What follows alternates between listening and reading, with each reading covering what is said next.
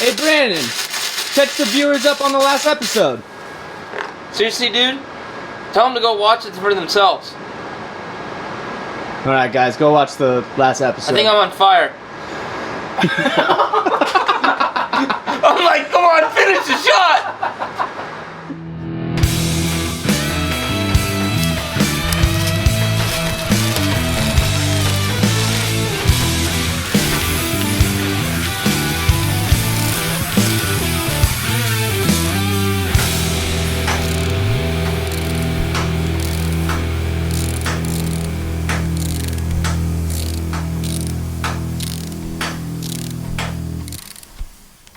Alright, so today we're pulling to over here. My idea is essentially loosen and break away all the suspension from the drive axle. We've got to get rid of 500 to 800 pounds of suspension that we're not reusing. We're going to have to break some rivets and do some cutting, and then we'll bring the forklift over here and hopefully this whole thing will just drop out. There's your little lizard friend. Oh, that's not the baby? No. Size overnight.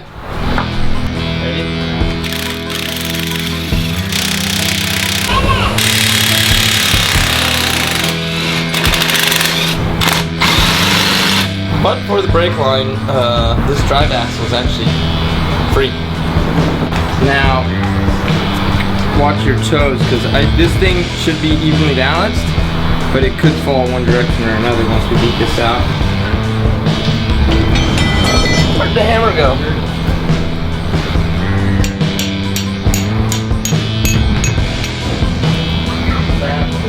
Driver's side is completely free.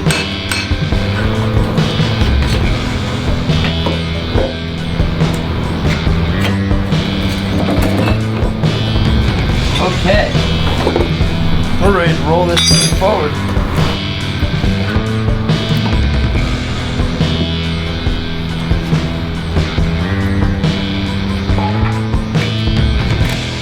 Woohoo!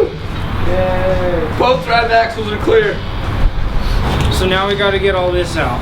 We have, what, some stuff to cut? This plate, that outside plate, I think I'm okay leaving that. On the frame.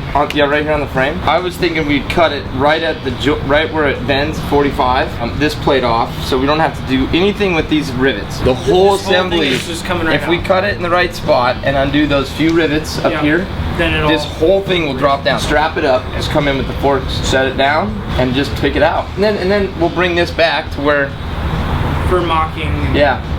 I mean, good. All right, cool.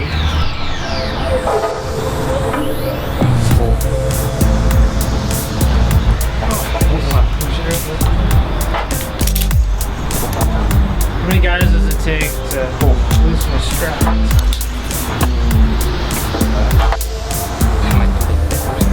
You're holding it. Jeez. Do we care to block it at all? I'm not opposed to blocking up either side. Or we could double strap it. He's gonna do the bolts. Well, he's gonna allow me to. No, that's not what I said. You're gonna do the bolts. He's gonna let me do the bolts. These rivets could be a pain because we can't drill them. There's no way to get a drill in there. We could beat on this, but we don't really have a hole. This could be a pain. So you've got two there, just one more there, and two there. Teamwork. Hot to hot. This is what we call Mr. Radar. I know that. Of course I know that. Where's the coffee? Right here, sir. What are you talking about? What movie? Mr. Coffee.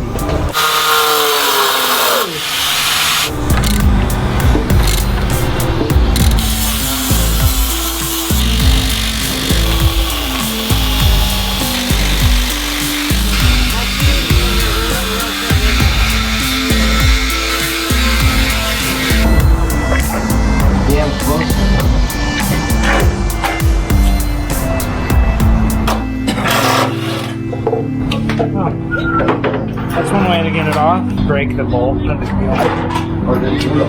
It's the work.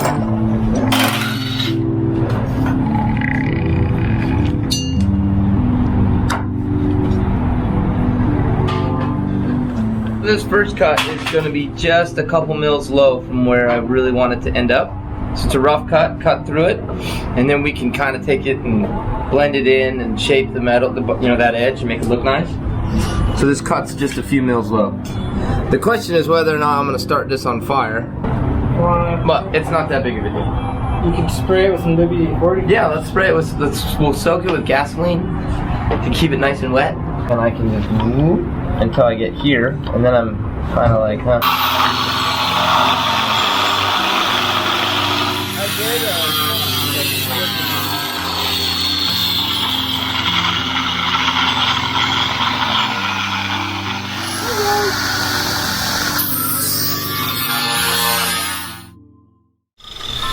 We're trying to punch the rivets out, so we have to make a tool out of what we have because we don't have a punch.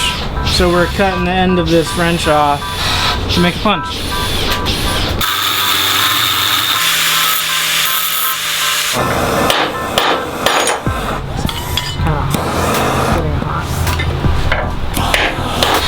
Reese's, and I left mine here in the shade, and it melted while I left to go get coffee.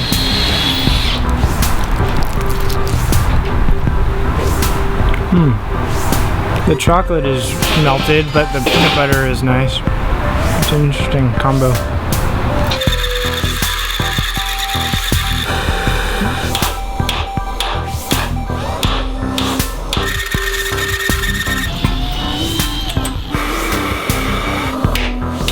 At least Something.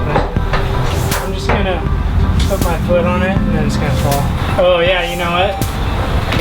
onion. Power stance. I learned that when I was in a band, rock and roll band. It was pretty rock and roll. Okay, that bit broke. Just riveting. The riveting series. Each rivet is its own episode. Riveting, episode 9. Part 9 of a riveting series. What does riveting mean when we're using it in a sentence? Compelling? I'm not very compelled by these. Why do we say it's riveting? Because it holds on to you? Or no? I think it's time to look at the dictionary. Is it the same word with two, like... We should cut to a web page of riveting definition. Wikipedia? Yeah. Of riveting? The history of the word rivet. Riveting. Can I hit this thing yet? No. Whoa! Jeez. I'm not gonna hit your head. Well, maybe I will. Oh, there we go.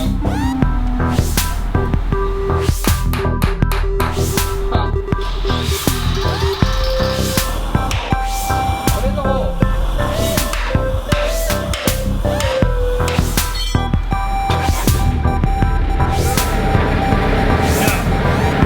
You got another inch and a half.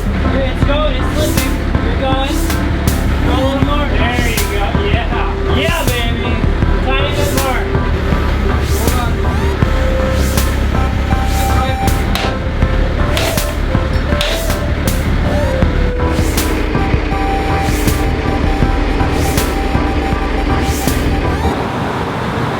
I'm tired. I don't even feel like I can talk. I know.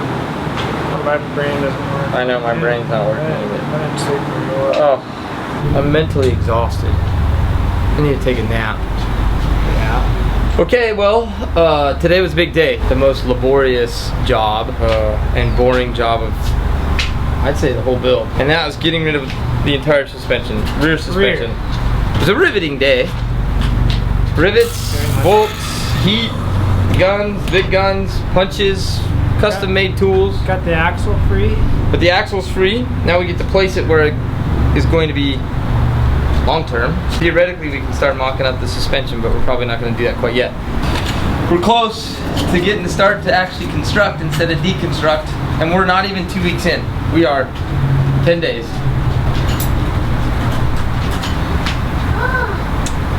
$10 days. It's cool. Out. See you later. Sayonara. Time to clean up. I wonder how long a palm frond lives.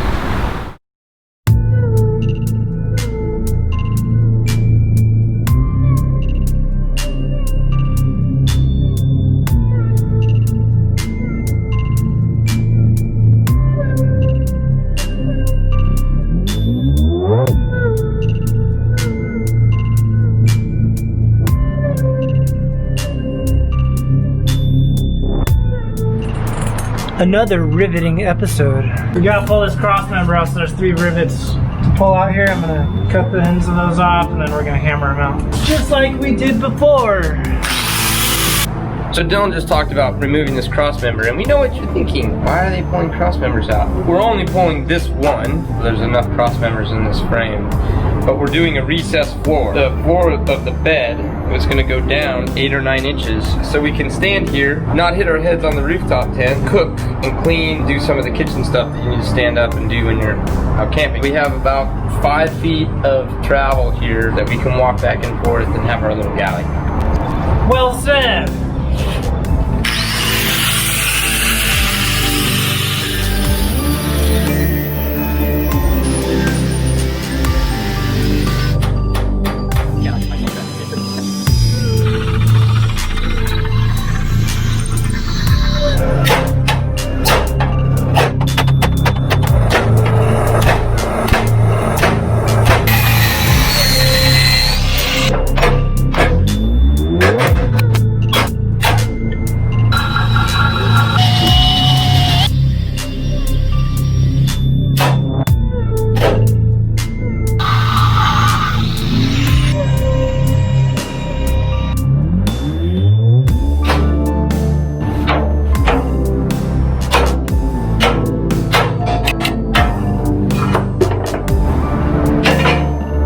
Who knows? We might end up bolting that thing back in here somewhere. So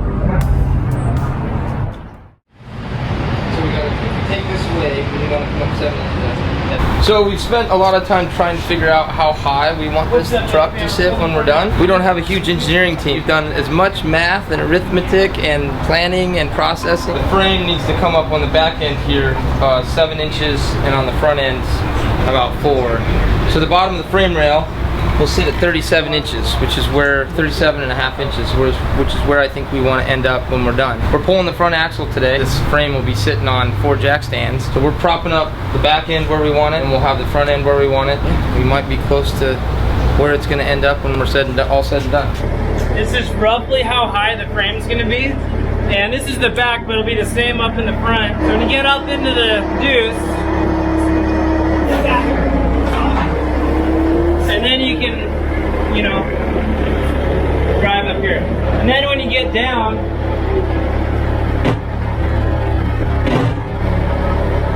you know, 360 out. Did you get that spoon?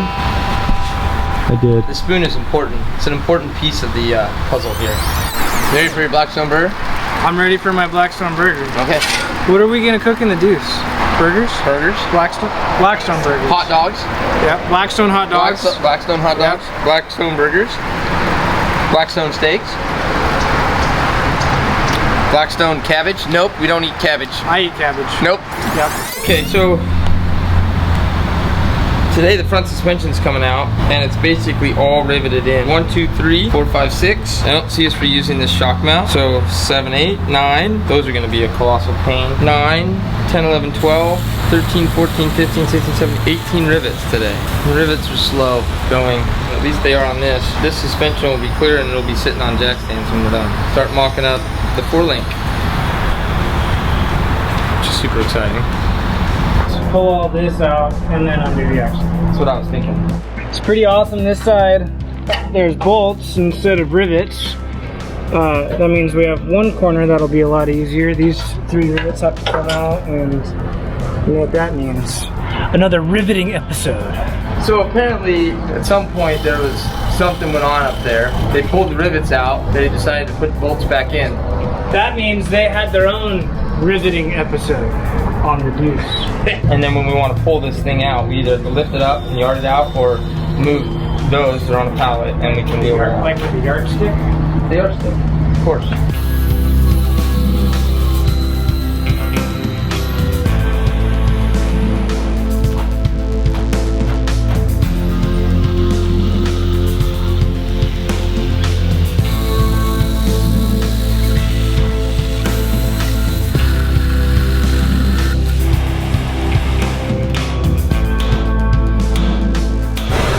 The weather said it was gonna be a sunny day, but it's awfully foggy to me.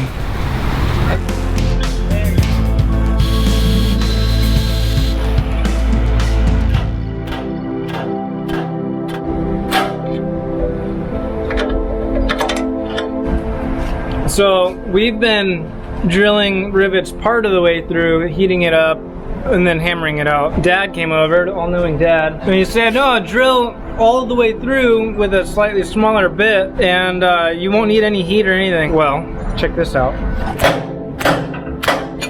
Easy peasy.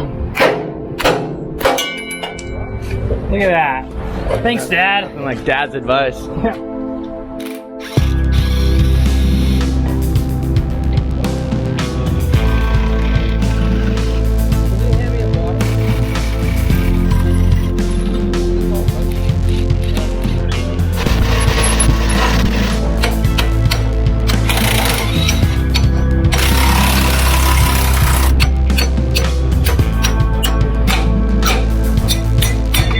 Got some Deuce grease on my face. I think what's next is we'll bring the forklift over, lift this up, take the springs out. They should drop pretty easily. And then I want to clean up, just more importantly underneath where the jacks go. Where do you think we should put the jacks, D? Put them right out front. Yeah, right on that white fish. So they're set up to the appropriate height. Slide these under. I'm gonna blow that. I'm gonna blow this off. And I'm hoping the spring doesn't just tip and fall off. I doubt it would.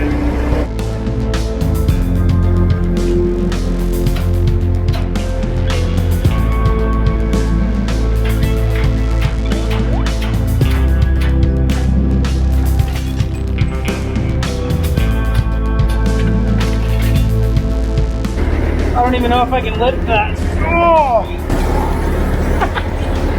That's a lot heavier than I expected.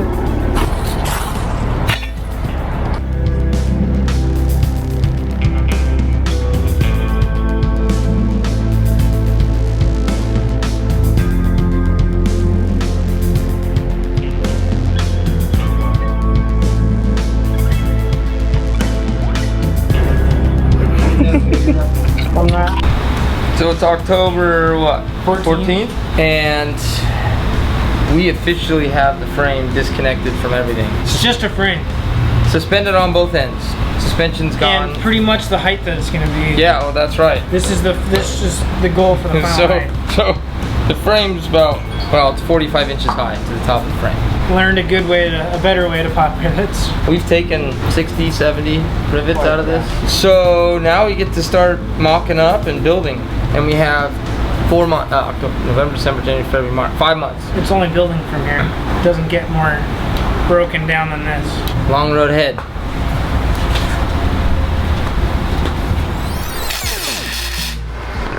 If you didn't know, we have an online store.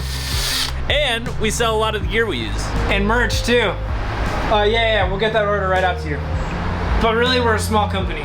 We created the online store to help fuel our passion. So head over to our website, trailbendersoverland.com. All right, so today's a big day. Mark's here, our master fabricator, cutting and grinding and beginning the stitching process of the 2 cabs. Today is a big day. As you can see, we've already cut the back end of the front cab off. We're gonna start working on how we're framing these 2 cabs together, and yeah, we actually get to see these 2 cabs together today, which is cool.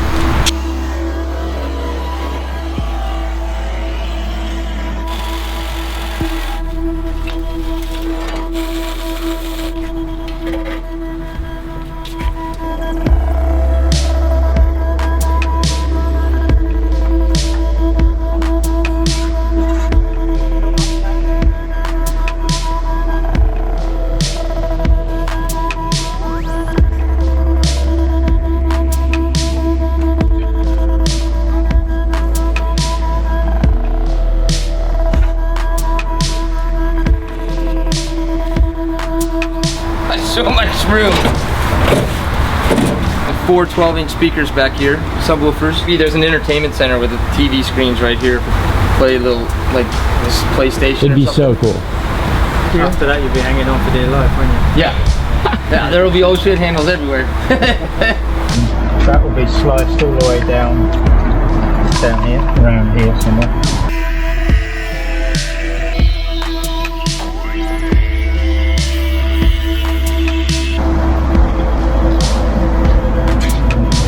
You got Ritz crackers in there? Mm-hmm. I like a little crunch.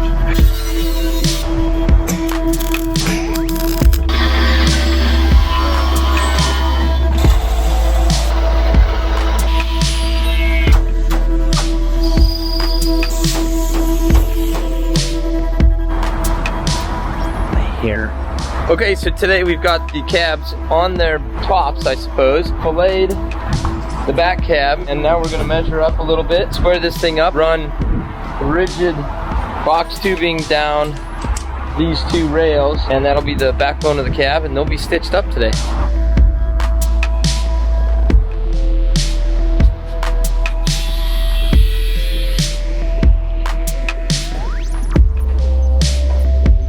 Alright, so this box section in this channel, it's gonna run from the back all the way through both cabs, and then we're notching out for this bit here. So we've got to cut out, and that's what these lines are. So I marked lining up the driver's side backbone. I'm gonna finish cutting the passenger side, and he's getting the welder set up, and then I think we get to square this thing up and stitch it together. Just put a couple of tacks, put a few tacks on here. Let's put some tacks on this. Sounds like a plan. So now that we have our two main longitudinals,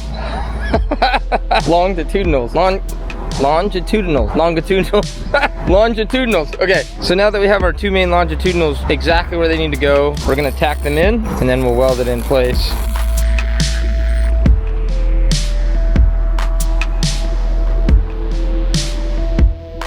So after spending hours on YouTube trying to figure out how to build a roll cage, it feels to me like there are two options. There's either loop it from the back to the front on either side, or on each pillar. But loop is the strongest, right? Correct. So a loop is where you bend it and you're not cutting. So there's a radius and it loops and it comes down. Dawned on me, I said, well, first I'll try and design a cage that I think will work, will keep us safe if we actually ever do roll this truck, and I'll keep doing some more research.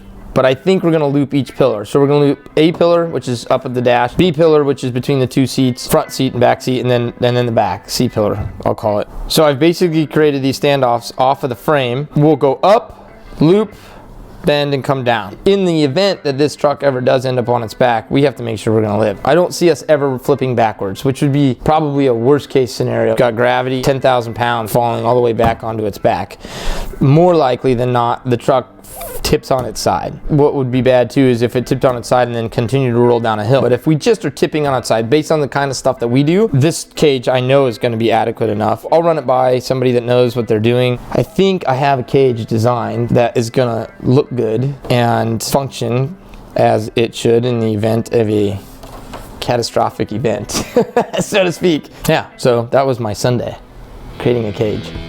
Okay, so we have both cabs now married together. Cabs are upside down, our rockers are toast.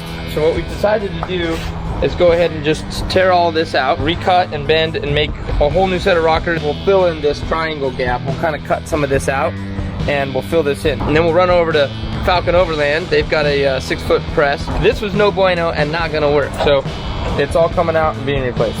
Set up on our nifty workbench, and I've measured out 14.5 by 72 inches, which is the length of the rocker. We'll have bends all the way up this thing. A 10-inch piece here, and we'll end up cutting out where the doors are, and then there'll be a section here that between both cabs that we fill in where that triangle space was. We just got to cut out two pieces of 14.5 by 72, and then we'll head over to Tim's Falcon Overland and we'll bend it up.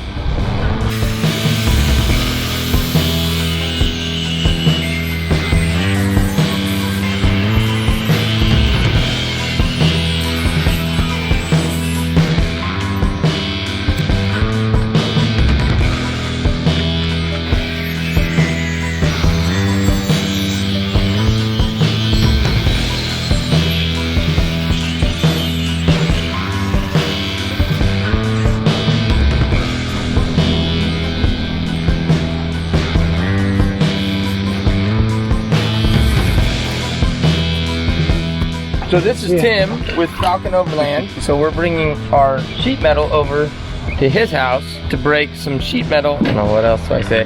For the rocker panel. For the rocker. and that's the shop dog. Shop dog? So he'll bite you if you soon. I told you. If there's any silent How about video, you don't hear the brakes. It's because music's playing and we gotta cut the audio out. What's that?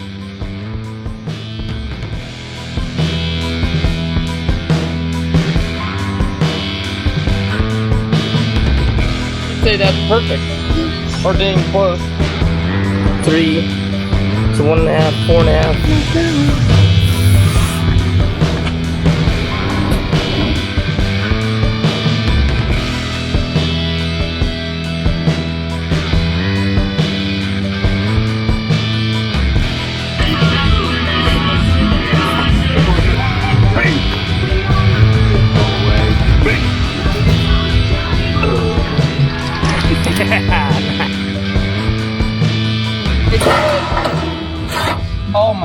look at that. Thank you, Falcon Overland, or Tim Phipps. Thank you, Come on, Falcon on the Overland. Yellow Pages. Or Tim Phipps. New rocker panels. Thanks, Tim. Nice to meet you. Nice to meet you too. So, you see how unfinished this looks? This bit. See how that that doesn't flush out? I like this vent, and it's kind of cool to keep the vent there. I'm either gonna have to recreate this hole in a new piece of sheeting, so this is what we've come up with. So out of 16 gauge steel, this piece will essentially slide in here like so, but it covers up the vent. So I thought, well, what if I create a tunnel whereby the wind is kind of forced to come out of this tunnel, and then we can reach our hand in there and still move the flap. This is what I've created, and I'll put this essentially like right here, and you can easily reach in with your finger, open and close the flap, and then it'll direct the air kind of more onto the passenger that's sitting right here. So let's get to building.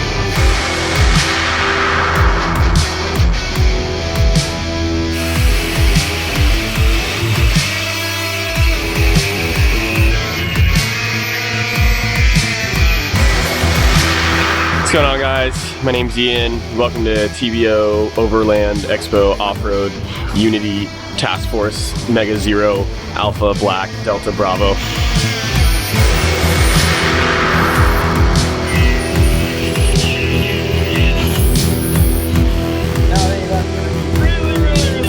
They are extremely close.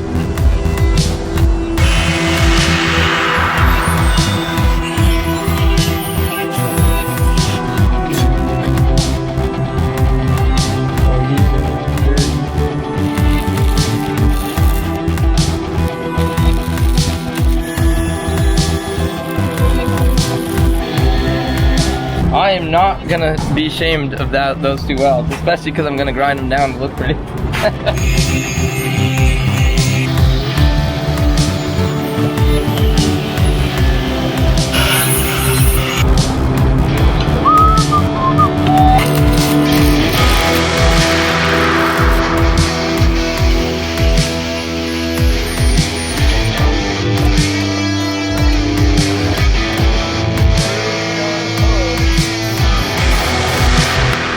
Air vent cover's done. Check, right? That was good. Okay, Allie, well, thank you very much for the call. I'm gonna spend a little bit more time on your site, and I'll send you the NDA and the marketing kit. Cool, thank you. Have a wonderful afternoon. Ciao. Okay. So that was awesome. Called Western Canadian Rockwell to talk about trying to source a steer axle, and we got to talking about the project, and Allie, very, very knowledgeable. Thank you, Allie. And they're going to sponsor us, I think, a rear steer, hydraulic kit, tooling, and a bunch of other ancillary parts. Thought we might be spending a couple grand to maybe $4,000 or $5,000 worth of parts that she's sending us. We can make sure that it works really well for them. We figured out the back end steer axle part of this build, so that's cool. They're legit. Like, essentially the back end's gonna look like this, so it'll be a hydraulics back to this ram that steers the back end left and right, and they make all of this. This has been one of those things that I have been a little bit nervous about, and I don't think I'm nervous anymore, assuming that she comes through. I hope you come through.